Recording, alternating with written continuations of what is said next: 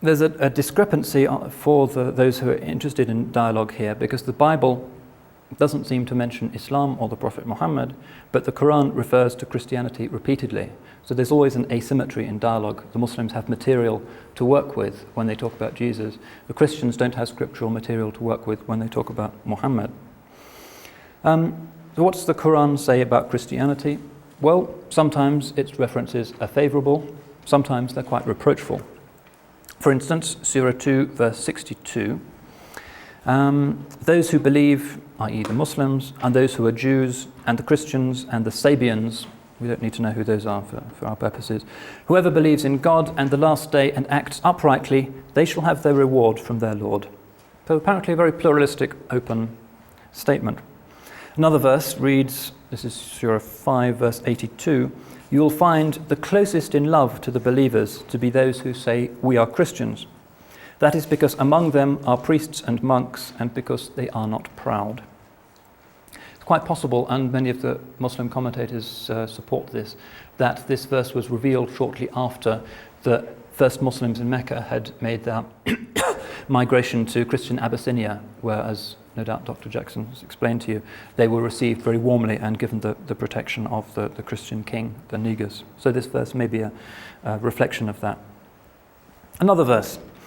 We, i.e. God, gave Jesus the gospel, and in the hearts of his followers we set kindness and mercy.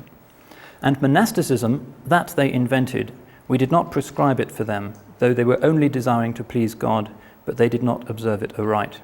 This is Surah 57, verse 27. In this passage, we see a kind of ambiguous criticism of monasticism, which was an enormously important institution in the Middle East at the time the Qur'an was revealed. And the Prophet himself condemned monasticism rather more forcefully with the words, there is no monasticism in Islam. This is because ultimately Islam sees the world as not fallen, but as capable of reforming itself. Individual souls can reform themselves. The world, human society structures can reform themselves. They are not so ultimately fallen as to need direct divine intervention to do that. Hence, you don't need to retreat from the world and live in a monastery if you aspire to holiness. You can do it in the world.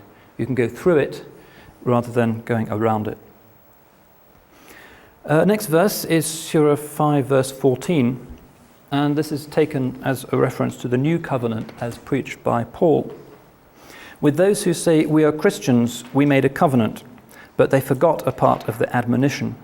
So we stirred up discord and division among them until the day of resurrection. This may be a reference to the great Christological disputes which had thrown the Christian world into sectarian tumult, something that the early Muslims were particularly aware of, since the Middle East was so religiously divided at that time, with Jacobites, Nestorians, Copts, Monophysites, Orthodox, Arians, etc., etc. Perhaps some Christians themselves would agree with the Quranic view that this was some kind of divine punishment for having misunderstood the nature of Jesus. That was how it was understood.